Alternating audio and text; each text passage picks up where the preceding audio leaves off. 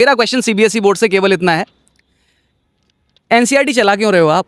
CBSE board 12th class का maths का paper हो गया है। मैं आपको इसका ऑनेस्ट रिव्यू देने वाला हूँ। हम लोगों ने पेपर देख करके जो महसूस किया आपको बताता हूँ।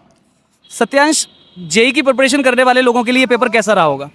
मुझे लगता है उनको क्वेश्चंस तो आते होंगे, हाँ। लेकिन अगर उन्होंने लिख के प्रैक्टिस नहीं करी होगी तो हाँ। पक्का पेपर छूटा होगा।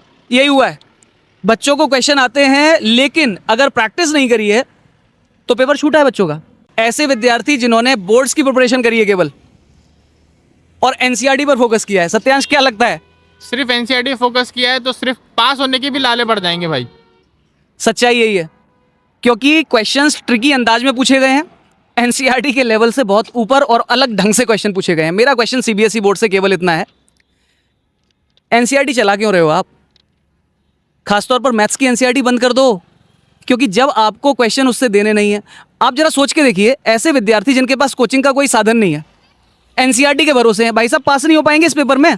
अब मैं आपको एक बात बताता हूँ, हमारे यहाँ के विद्यार्थी, क्योंकि हमने तो जेई भी अच्छे से पढ़ाया, बोर्ड्स भी पढ़ाया, बच्चों को भर भर के प्रैक्टिस कराई, हमारे यहाँ के बच्चों का पेपर ज़्यादातर का अच्छा हुआ है।